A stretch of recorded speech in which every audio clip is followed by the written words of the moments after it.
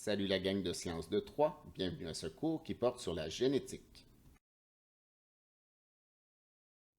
La génétique est la science qui étudie les gènes. Depuis plusieurs années, et avec le développement technologique, ce champ d'études est en pleine expansion et produit de nombreuses découvertes. Quand on parle de génétique, on fait souvent référence à l'hérédité d'un individu.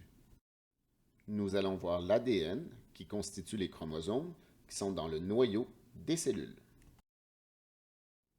L'ADN, ou acide désoxyribonucléique, contient le code génétique qui renferme toute l'information héréditaire d'un individu. Cette molécule, ayant la forme d'une double hélice, est l'unité de base des gènes. Déroulé, l'ADN mesure environ 1,5 m. Il faut savoir que l'ADN de tout être humain est composé d'unités structurales appelées nucléotides. Il existe 4 sortes de nucléotides formant l'ADN. Adénine, thymine, guanine et cytosine.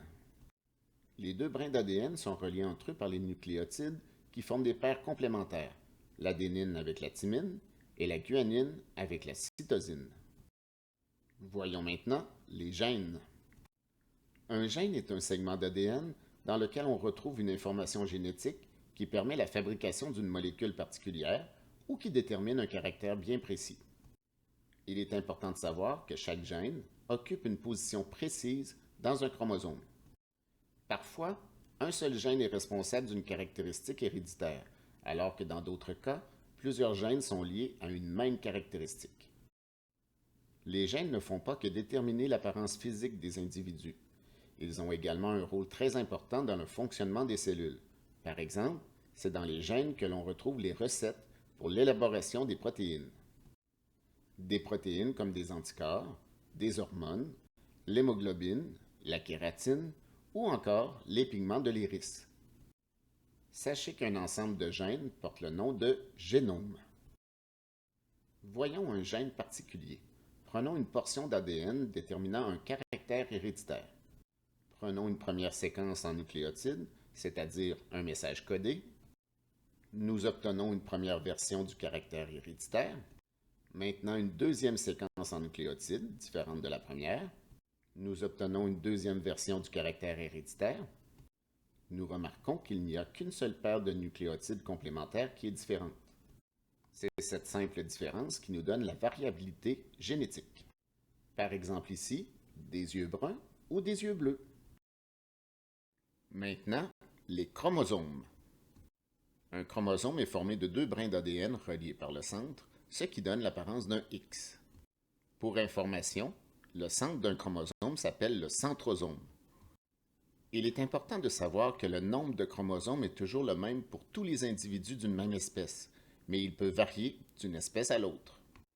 Nous savons déjà que l'homme a 46 chromosomes, mais il est intéressant de remarquer que le chimpanzé en a 48, que le chien en a 78, que la mouche à fruits en a 8, et ainsi de suite.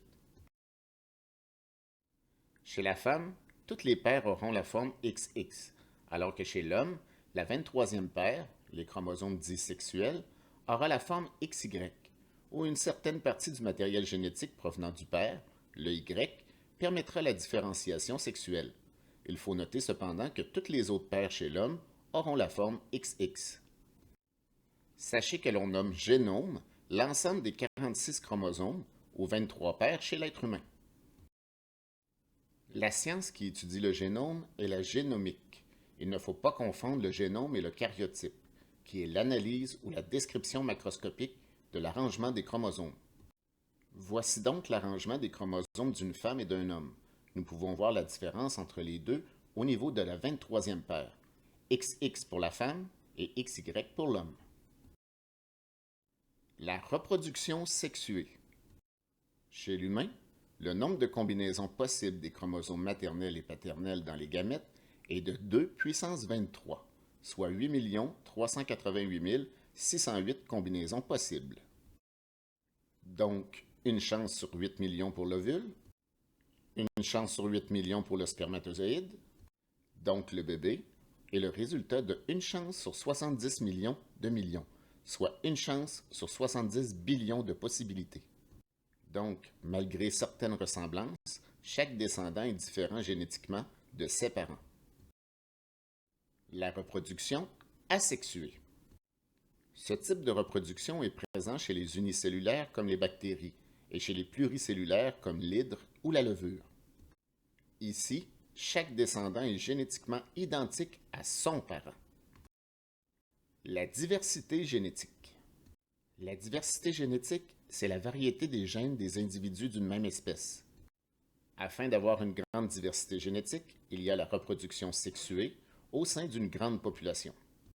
Pour une faible diversité génétique, il y a la reproduction asexuée ou encore la reproduction sexuée au sein d'une petite population.